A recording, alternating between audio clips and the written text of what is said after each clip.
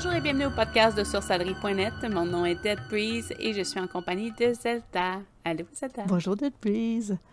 Est-ce que tu vas toujours bien? Oui. Oui.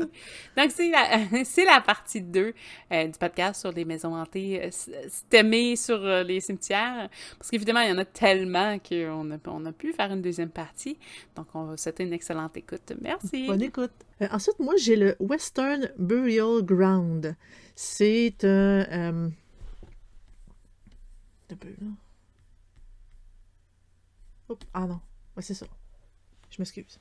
Donc, moi, j'ai le Western Burial Ground qui se situe à Baltimore. En gros, ce cimetière-là, il est quand même assez célèbre parce que c'est là où est-ce que Edgar Allan Poe est enterré. Puis, on dit que son fantôme aurait été aperçu dans les catacombes. Le lieu est réputé pour être hanté par le crâne de Cambridge, le Skull of Cambridge. On dit que c'est le crâne d'un ministre qui aurait été assassiné, qui aurait été enseveli dans du ciment, parce que, bon, selon les rumeurs, il hurle depuis l'intérieur de sa tombe. La tête crierait toujours, et la légende dit que si vous entendez des hurlements, vous en deviendrez fou. On raconte aussi que les fantômes des anciens fossoyeurs chasseraient les visiteurs irrespectueux, comme une des histoires que tu as racontées plus tôt. Puis on dit qu'il y a une Leona Willesley, qui est une femme qui aurait été internée dans un hôpital psychiatrique pas trop loin du cimetière, qui aurait été enterrée là aussi, mais elle aurait été enterrée avec sa camisole de force. Et que encore aujourd'hui, on entendrait son rire fou quand on passe à côté de sa tombe. Donc, c'est le cimetière ou le Western Burial Ground à Baltimore. On a aussi le cimetière de Rose Bay à Victoria, sur l'île de Vancouver au Canada. Le cimetière de Rose Bay, c'est un cimetière qui provient de l'époque victorienne, avec presque de 30 000 tombes et beaucoup d'habitants fantomatiques. C'est une histoire riche, une vue imprenable, des beaux arbres, tout ça, mais une histoire parfois, des fois glauque. Et des fois glauque, des fois non, là, mais ça dépend. Il y a plusieurs trucs qui se présentent. On a un des fantômes qui apparaît souvent à Rose Bay, qui est amicalement, je crois, nommé David Fee. Une veille de Noël tragique en 1890, David a été abattu sur les marches de la cathédrale Saint-André alors qu'il quittait la messe de minuit. Le meurtrier était le veilleur de nuit qui s'est également produit. Le meurtrier était le veilleur de nuit qui était également un actif de l'armée républicaine irlandaise, donc il y avait des cas de mafia irlandaise. Le mobile du Burt n'a jamais été découvert, mais les gens voient David apparaître comme une espèce de brume blanche qui s'enfuit avec un sentiment distinct. Bon, il cherchait comme un peu l'homme qui l'a assassiné. Donc, c'est un des personnages de ce cimetière-là. Il y a aussi Isabelle Ross, qui est une des premières femmes à posséder des terres en Colombie-Britannique, qui s'appelait Isabella Mayville Ross, qui possédait une ferme sur laquelle un cimetière a finalement été construit. C'était assez inhabituel de l'époque parce que non seulement c'était une femme propriétaire, mais c'est une femme métisse, Ojibwée française. Je sais pas exactement le mix, là, mais bon, en tout cas, bref, elle est morte. Elle était enterrée sur sa terre, sur la ferme, là. Et après la mort de son mari, évidemment, la terre a gardé son nom. Sa tombe est restée anonyme depuis son décès en 1895 jusqu'en 1994. C'est pourquoi, il pense que c'est pourquoi son fantôme serait resté hanter l'endroit en essayant de vouloir avoir une certaine reconnaissance. Elle serait vue portant un long voile noir, une longue robe noire, toujours en deuil de son mari. Et on la voit souvent regarder la baie seule et triste. On a aussi un fantôme dansant à cet endroit-là, comme étrangement. c'était au travers d'un brouillard le matin. C'est possible que vous pouvez voir des espèces de formes qui se mettent à bouger, à virevolter, et finalement apercevoir une jeune femme dansante. Parce que bon, c'est quand même inusuel de voir des fantômes qui dansent, mais apparemment ça arrive au cimetière. Et il y a plein d'observations fantomatiques. Donc, une autre personne qui visitait le cimetière après la tombée de la nuit a été horrifiée d'entendre un son à proximité, comme un son d'un corps qui se fait tirer par les talons et qui traîne sur le gravier. C'est pas toujours des trucs cute, là. Il y a des vieux couples qui suivent en comme fantomatiques, apparemment. Dont les vêtements parlent d'une autre époque. On a aussi une rencontre qui dérange un peu tout le monde, donc une femme habillée tout en noir, courant frénétiquement à travers le cimetière en criant des noms. Ceux qui l'ont rencontrée sont souvent... pensent en fait qu'elle cherche ses enfants à travers les tombes. Le cimetière de Rose Bay, donc il y a 2 fantômes que beaucoup reconnaissent comme des personnages historiques, donc Isabella et David. Et les autres, c'est des espèces d'apparitions aléatoires, difficilement identifiables, mais inoubliables. Dans le fond, ça vous marque, là, veux pas, c'est normal. Ça marque un peu tout le monde de croiser un fantôme.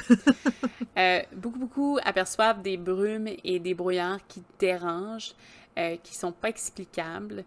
Des apparitions sur des appareils technologiques, donc caméras et photos. Il va y avoir aussi des apparitions qui vont apparaître sur les caméras et photos, là, un peu comme des orbes et tout ça. Là, on voit souvent là, dans les cas d'endroits hantés. Mais c'est vraiment un endroit spécial. Ce qui est intéressant, c'est qu'il n'y a rien, à part 2 personnages, le reste, c'est vraiment tout aléatoire. Donc, étrange. Étrange. Il y a le cimetière de Recoleta. En gros, c'est à Buenos Aires, en Argentine. C'est un cimetière les plus célèbres du pays parce que il se trouve dans un quartier quand même assez distingué, assez riche. Il y a une légende, puis en fait, on dit que l'histoire, elle serait vraie. Ce serait Rufina Cambaceres qui aurait été enterrée après une mort subite. On dit, ben c'est sûr qu'à l'époque, quand on mourait, on ne trouvait pas la raison. Aujourd'hui, on le sait plus, mais en tout cas, ça existe encore. Elle aurait été enterrée après une mort subite, mais en réalité, ils ont comme les autres ils ont pensé que c'était une mort subite, mais c'est parce qu'elle était comme dans une forme de catatonie. Fait que quand ils l'ont enterrée, elle était encore vivante. Donc, elle a hurlé, elle a gratté l'intérieur de son cercueil pour qu'on vienne le secourir. Et évidemment, bon, personne ne l'a entendu, fait qu'elle est morte pour de vrai, asphyxiée dans son tombeau. Et encore aujourd'hui, on entendrait ses supplications puis ses grattements quand on passe près de sa crypte. Donc, en fait, on dit que dans cette région-là, depuis, il y a beaucoup de personnes à cause de cette histoire-là, qui demande à ce que le cercueil contienne une manette pour pouvoir, comme ouvrir le cercueil de l'intérieur, pour éviter justement que ce genre d'histoire-là se répète. On dit que dans la légende, un jour, il y a un jeune homme qui aurait rencontré une magnifique jeune femme au cimetière qui lui aurait donné rendez-vous chez elle le lendemain. Elle lui donna son adresse, puis quand lui s'est rendu, il y a une dame âgée qui lui a ouvert la porte. En fait, c'était la mère de la jeune femme, puis elle lui explique que sa fille est morte depuis des mois, puis qu'elle est enterrée dans le cimetière de la Recoleta. Donc, il y aurait des apparitions fantomatiques et peut-être un peu de flirtage dans ce cimetière-là. Se faire flirter par un esprit, c'est quand même assez bizarre. Mais tu sais, on en voit des fois des histoires où les personnes ils vont se marier avec des esprits. Ça, oui. D'un autre côté, ça me surprend à moitié, mais je comprends ce que tu veux dire. Il n'y a pas de souci. Prochain cimetière, j'ai le cimetière de Salem. Oh! Surprise! Surprise! Donc, à Andresburg, dans le comté de Edmond, en Ohio. Le cimetière de Salem est reconnu aussi sur un nom d'église. L'église de Salem et l'église méthodiste de Salem est un espèce de cimetière épiscopal. Ouais, en tout cas. Bref, situé en Ohio, c'est une des endroits quand même célèbres là, pour la hantise, relié à une personne qui se nomme Louisa Katharina Fox. Et c'est la première personne enterrée au cimetière et la première victime de meurtre dans le canton de Kirkwood. Donc, l'histoire de Louisa est quand même assez tragique. Donc, elle rencontre son meurtrier Thomas Carr lorsqu'elle n'a que 13 ans. Thomas est un mineur de charbon qui est en visite chez son employeur à la maison lorsqu'il rencontre une de leurs domestiques, la plus jeune étant Louisa. En dépit de la différence d'âge assez importante, Thomas est tout de suite attiré vers Louisa et demande sa main en mariage peu de temps après. Oui, elle a 13 ans, hein, mais à l'époque, c'est pas comme aujourd'hui. Hein. Ouais, c'était peut-être un petit peu plus court. C'était un petit peu... Donc, ses parents ont d'abord accepté le mariage, mais ils ont changé d'avis quand ils ont entendu des rumeurs sur la réputation de violence de Thomas. Donc, en raison de leur découverte, ils rompent les fiançailles et c'est Thomas qui confronte, pose des questions et quand il réalise que Louisa était d'accord avec ses propres parents et qu'il pouvait mettre fin aux fiançailles, il est devenu furieux. Et c'est ainsi là, que la famille a vraiment comme su que sa réputation d'homme violent, finalement, c'était 100% vrai. Ouais. En janvier 1869, il attend sur le long de la route où Louisa empruntait toujours lorsqu'elle se rendait au travail. Et quand elle finit par s'approcher, lui, il a remarqué que, bon, elle était avec son frère. Et bon, il ne se décourage pas. Il est sorti de ce qu'il l'attendait, dans le fond. Là. Et elle a demandé à son frère Willie de continuer à marcher. Il avait besoin de discuter avec Louisa un petit peu. Willie, lui, pose pas trop de questions. Il pense que, bon, sa sœur va être correcte. C'est quelqu'un qui connaît bien, qui la connaît bien. Donc, une fois que Willie est hors de vue, Thomas embrasse une dernière fois Louisa, puis lui tranche la gorge avec un rasoir. Bon. Toujours insatisfait, il la poignarde, il poignarde son corps sans vie 14 fois et jette son corps dans un fossé. Willie était vraiment... il se sentait un petit peu mal de voir laisser sa sœur et retourna voir qu'est-ce qui se passait. Mais il était pas mal trop tard, là, Louisa était déjà décédée. Carr, donc Thomas Carr, a été capturé, mais il a fait une tentative de suicide, tentant de se couper lui-même la gorge et de se tirer dessus, parce que, bon, il a essayé d'en finir avant d'être attrapé et mis au cachot. Il a été arrêté, jugé et condamné à mort. Donc, quelqu'un d'autre s'en est chargé, finalement.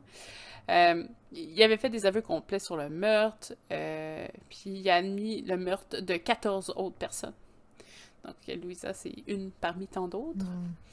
Son exécution a été temporairement retardée par une décision judiciaire de technicité, parce que, bon, peut-être que quand quelqu'un avoue avoir fait autant de meurtres, il veut savoir s'il y en a vraiment juste 14 et non pas 32. Et son exécution, exécution par pendaison a eu lieu le 21 mars 1870. Mais Louisa est toujours sans repos. Donc, certains automobilistes qui circulent à cet endroit-là rapportent que la jeune femme marche et disparaît à la vue. Donc, éventuellement, elle disparaît. Pouf!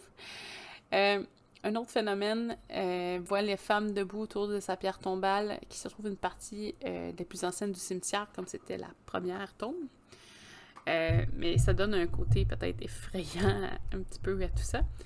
Et des fois, on l'entendrait pleurer. Un des nombreux visiteurs du cimetière de Salem avait un enterrement des plus affligés.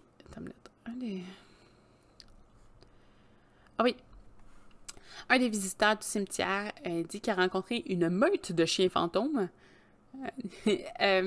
quand il errait lui-même au crépuscule. Il a entendu des sons d'aboiement. qui s'approchait de lui. En se retournant, il a remarqué un groupe de gros chiens de couleur foncée avec des yeux rouges qui couraient vers lui. Quand il s'est retourné pour courir comme il l'a fait hors des limites du cimetière, quand il regardait en arrière pour juger la distance avec les chiens, il s'est rendu compte que, bon, ils avaient disparu. Ils disent, bon, là, il y a des rumeurs qui disent que c'est des chiens qui proviennent de l'enfer. On s'entend que c'est peut-être un peu la peur qui... la peur qui font parler, hein? Parce que, bon, il y a personne qui a vu ces chiens-là qui disent que c'est des chiens normaux. Ils sont vraiment hors de tout. Il y a aussi un résident qui était décrit un peu comme agressif, qui se nomme Alvin, qui est décédé à l'âge de 39 ans, qui est décrit comme quelqu'un avec le cœur brisé. Et après sa mort, il aspire à la compagnie féminine et connu pour pincer les fesses des jeunes femmes qui viennent visiter dans le cimetière. Donc, un petit tannant, hein? Un petit pervers. Non, c'est ça, il est très peu agressif. J'ai dit agressif, mais il est très peu, donc c'est un petit coquin. Il l'appelle le célibataire solitaire Alvin. Un autre fantôme, puis on en a parlé un petit peu plus tôt, mais c'est une maison fantôme aussi qui apparaîtrait au centre du cimetière dans certaines nuits. Lorsque quelqu'un tente d'approcher la maison, elle disparaît à mesure qu'il s'approche, donc le même phénomène que... une histoire plutôt. Un des cimetières précédemment. Oui. Exactement. Ouh. Oh, c'est spécial! Ben, moi, j'ai une histoire qui se passe aussi à Salem. En fait, c'est le cimetière de Howard Street. On dit que, bon, évidemment, la ville elle-même est connue pour les nombreuses mises à mort de sorcières. On connaît tous l'histoire. Mais il y a eu un procès, un agriculteur du nom de Gill Corey, qui lui-ci est accusé de sorcellerie, parce que c'est pas juste les femmes qui ont été accusées de sorcellerie, les hommes aussi. Donc, lui, il a toujours dit qu'il était innocent. Il fut quand même torturé. Des lourdes plaques étaient posées sur son ventre, les unes après les autres, jusqu'à l'écrasement total. Mais juste avant de mourir, il a jeté une malédiction sur la ville et que son fantôme entre le cimetière depuis. Il y aurait eu plusieurs apparitions et si vous voulez peut-être espérer aller voir le fantôme de Gill Curry, c'est dans le cimetière de Howard Street à Salem. Il y a aussi le cimetière de Pine Hill qui est entré, donc c'est à Hollis, au New Hampshire. On dit que c'est, bon, un autre qui est, en tout cas, parmi les plus hantés de la Nouvelle-Angleterre. C'est toujours les plus hantés. Oui. Donc, également connu sous le nom de cimetière du sang. C'est à cause d'une des familles qui est enterrée, donc c'est la famille Blood. c'est vraiment leur nom. C'est pas nécessairement... Le lien est vraiment fait à cause de leur nom de famille, non pas à cause des actes, là. Donc, le cimetière a été établi sur un terrain donné par un particulier en 1769.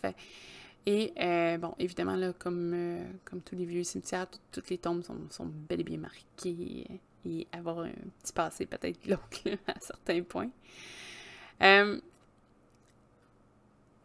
des trucs qui est un petit peu épeurante, c'est que sur une des sculptures des pierres tombales, il y a des mains. Non, des fois, ils pointent où c'est des petits anges qui sont dessinés. Oui. Donc, imaginez-vous qu'il y a quelqu'un qui a eu l'espèce de hantise. Donc, il étudiait dans un cimetière, parce que bon, hein, un endroit commun pour étudier. Mm-hmm. L'index de la main pointait vers le haut de la sculpture. Et en un clin d'œil, le doigt est devenu à pointer vers le bas. Là, tu prends ton appareil photo pour essayer de comparer, et oh! La main pointe vers le haut. Bon, ben ça, c'est ce qui se produit, phénomène de la tombe de Abel Blood. C'est Abel, et son nom de famille, c'est Blood. C'est juste pour être sûr. C'est le patriarche de la famille Blood qui est décédé en 1867, et on dit qu'il hante le cimetière encore à ce jour. Donc, on explique que Abel cherche sa femme Betty, et beaucoup pensent qu'il a été une victime victime lui-même d'un meurtre. Son fantôme a été repéré de nombreuses fois errant sans relâche. Je pense qu'elle a compris que quand elle se met devant mon écran, elle reçoit des... Ah. Elle pense qu'elle va recevoir des bonbons. Ouais, elle a de l'attention. Attends. J'ai juste qu'elle se tasse. J'ai juste une tasse, mais merci. Moi aussi, j'en ai deux qui me dérangent. ça. Là, il y en a un qui vient de se coucher. Là.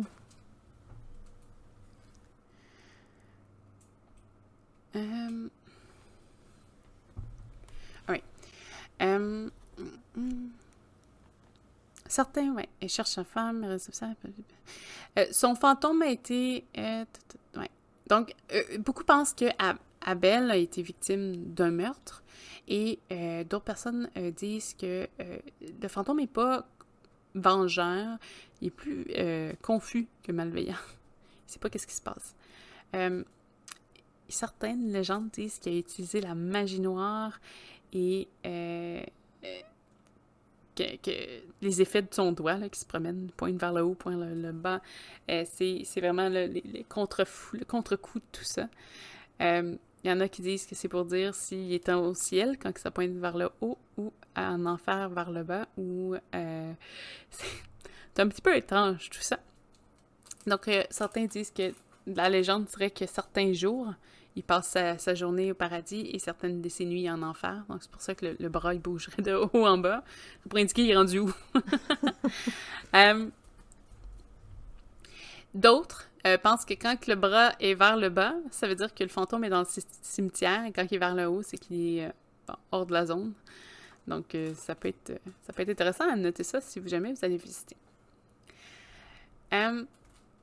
Un jeune homme qui passait en voiture devant le cimetière de Pine Hill aurait aperçu un petit enfant courir devant sa voiture. Donc, il aurait accroché l'enfant, en tout cas, espérant que l'enfant aille bien, puis tout ça, en panique. Lorsqu'il est sorti de sa voiture inquiet, il a cherché l'enfant partout, mais il ne le trouvait pas. Donc, un enfant fantôme court dans les lieux, donc de faire attention. Il a aussi raconté ce qui s'est passé à des habitants, puis ils ont fait des recherches. Je vous résume ça vraiment rapide. C'est pas juste OK, bon, il est pas là, bye, je m'en vais. Là. Il a vraiment fait des recherches exhaustives et l'enfant n'existait pas. Et je pense que c'est arrivé à plusieurs personnes de voir un enfant courir devant leur véhicule la nuit pour disparaître quelques instants plus tard. D'autres ont vu un jeune garçon au bord de la route essayer de faire signe au véhicule pour obtenir de l'aide alors qu'ils arrêtaient le petit garçon disparaissait. Donc, ça aussi, ça arrive. Un chasseur de fantômes qui visitait le cimetière un après-midi est tombé sur quelque chose d'un petit peu plus spécial. Pris des photos. En tout cas, où je ne sais pas si en prenant des photos, il a remarqué quelque chose. Il a remarqué qu'il y avait un animal gris devant une des pierres tombales qui bloquait l'image qu'il voulait capturer. Le photographe était un petit peu déçu. Et c'était un grand chat gris poilu, peut-être de style Maine Coon, si ça vous donne une idée, si vous êtes fan des chats, dont le pelage était presque de la même couleur que la pierre tombale. Et le photographe a fait un petit peu le saut quand que le chat s'est retourné vers la pierre tombale et a disparu. Et ça a pris à peu près une demi-seconde pour tout disparaître, selon le photographe. Il n'y avait pas d'endroit où se cacher, il n'y avait pas d'endroit où le chat aurait pu il s'est vraiment vaporisé. Donc, il y a quelques phénomènes qui se font au Pine Hill. Si jamais ça vous intéresse, c'est en Angleterre. Ma prochaine histoire est au Resurrection Cemetery, qui est dans la ville de Justice, en Illinois. En gros, il y a une étrange rumeur qui se passe là. La légende dit qu'en 1934, Marie, qui était avec son petit ami, ils ont passé une belle soirée. Après une dispute, elle décide de partir. Bien que la nuit est froide, elle continue à marcher le long de l'Archer Avenue, qui est comme l'avenue juste à côté du cimetière. Mais elle se fait frapper par un conducteur qui n'a même pas arrêté. Là, on ne sait même pas c'est qui l'a tué.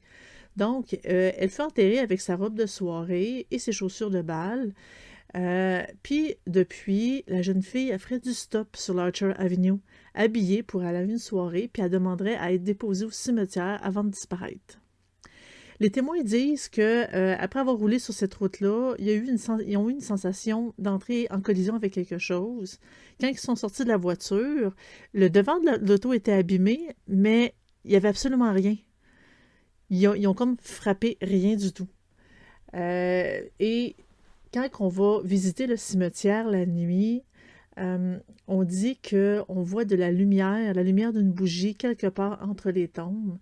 En fait, la légende dit que c'est le fantôme de la jeune fille, terrorisée dans le noir, qui aurait demandé à être enterrée avec des bougies. Donc, elle se promène sur l'Archer Avenue, qui est proche du cimetière, et elle hante aussi ce cimetière-là. C'est au Resurrection Cemetery, dans la ville de Justice, en Illinois. Un autre endroit, on a, là, vous n'allez pas être surpris, la vallée des rois. Ah, ben oui. Donc, en Égypte, oui, la vallée des rois à Luxor, en Égypte, a été construite autour de 1500 avant Jésus-Christ et pour environ 500 ans a été utilisée comme un lieu de sépulture pour les rois d'Égypte et les grands nobles. Donc, évidemment, c'est sûr que ça fait des belles histoires aussi. Et donc, il y a 63 tombes et chambres funéraires, ça gorge d'activités. Et sachez aussi qu'en Égypte, ou à l'époque, dans la mythologie égyptienne, la magie, la sorcellerie, les fantômes, c'était quand même quelque chose qui était quand même très cru, très, très proche de leur rite et leur culture. Donc, on faisait attention à nos morts aussi. Une des hantises les plus courantes associées à la vallée des rois implique le fantôme d'un puissant pharaon qui chevauche des sables mouvants dans la vallée. Donc, ce serait un touriste qui serait sorti la nuit, un touriste, dans le fond, dans ces endroits-là, il se fait dire de ne pas se promener la nuit, parce que, bon, il peut arriver plein de choses. Et lui fut un rebelle. Donc, comme il a entendu un bruit inhabituel, il est sorti à l'extérieur. Ouais, donc il est sorti la nuit parce qu'il a entendu un bruit inhabituel. En se tournant vers la droite, il a vu un homme qui ressemblait à une image classique d'un pharaon conduisant un char de feu tiré par un ensemble sombre et puissant de chevaux. Cet ancien roi porte un beau collier doré et un couvre-chef égyptien. Là, je ne sais pas si c'est vraiment comme un éventail là, ou une esthétique. Là. Alors qu'il conduit son char rougeant avec autorité. Et ça ne pouvait être nul autre qu'un souverain, là, selon sa description. Le fantôme semble inconscient du monde qui l'entourait, parce que, bon, il était très occupé à diriger les chars. Et cette apparition-là, apparemment, aurait eu lieu plusieurs fois, donc de plusieurs personnes différentes, souvent proches de minuit. Donc, si vous êtes en train de visiter les pyramides, peut-être, avez-vous la chance de voir ce pharaon inconnu chevaucher son char de feu. On a aussi Akhenaton. Akhenaton, oui. Un autre pharaon fantôme dont beaucoup ont été témoins au fil des années. Il dit que, bon, il aurait été maudit par les prêtres de son époque, donc environ à 1336 avant Jésus-Christ. Donc, il aurait aboli le culte des dieux égyptiens, donc c'est pour ça qu'il y aurait beaucoup de dieux, des prêtres qui n'auraient pas été contents. Et cette malédiction aurait forcé son esprit à errer dans le désert, dans la vallée des rois, toujours en cherchant le repos qu'il ne trouve jamais. Donc, un touriste aurait été témoin d'une apparition, très tard, si je ne me trompe pas, qui décrit la figure d'un grand Égyptien vêtu d'une manière, d'il y a des milliers d'années. Il trébuchait sans but sur le sable, avec la tête et le dos légèrement penchés vers l'avant. Le touriste inquiet pour l'homme, parce que, bon, sur le coup, il pensait peut-être pas que c'était un fantôme, il l'appelait, et quand le grand mince égyptien se tourne vers lui, il avait des yeux un petit peu spéciaux et il a disparu. On a aussi une histoire de momie.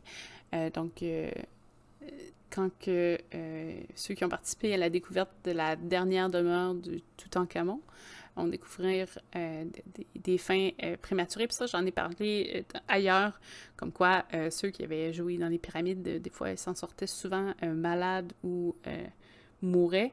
Puis ils ont souvent découvert que ça se fait que ce soit des résidus toxiques aussi là, qui provoquaient ça chez les gens. Dans des bactéries, des produits chimiques, des gaz emprisonnés pendant des milliers d'années quand ils ont fait les découvertes. Et certains mouraient de cancer, de tumeurs et de trucs. Donc, des fois, ils disent que c'est une malédiction, mais c'est peut-être 50-50. Donc, c'était pour la vallée des rois. Oui, moi, ma dernière, c'est dans la ville de Noria, au Chili. En gros, il y a des mines dans ce coin-là, donc c'est pour ça que la ville, elle a vraiment prospéré. Et évidemment, quand on parle de mines, on parle de conditions de travail quand même assez, assez difficiles, assez dures, et donc il y avait quand même beaucoup de morts liées à ça. Et on dit, en fait, le cimetière de cet endroit-là n'est pas comme les autres, parce que ça dit que les tombes sont ouvertes. Et la légende dit que les occupants se lèvent la nuit pour retourner errer dans leur ville. On aurait aperçu d'étranges enfants en train de jouer près de l'école abandonnée.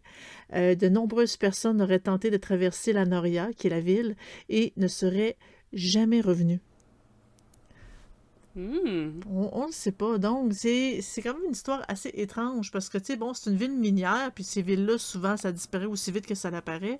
Mais les histoires hantées de fantômes ou peut-être de corps, parce que la façon que je comprends, c'est les corps sortent de leur tombe, qui se promènent dans la ville, puis qui font disparaître les visiteurs, les touristes. C'est quand même assez étrange. C'est au Chili, dans la ville de Noria. Sur ça, j'espère que vous avez aimé notre petit thème des cimetières. Ça va être un peu plus glauque que les autres sujets, mais quand même. C'est rare qu'on parle de fantômes puis que ça soit super de bonne humeur. Quoi qu'il y avait des fantômes dansants un petit peu plus tôt aujourd'hui. Oui. On est content que vous ayez participé aux deux parties parce que bon, on avait partie 1, partie 2 pour le cas des fantômes. J'espère que vous avez aimé ça. Puis on se revoit la semaine prochaine. Bye! Bonne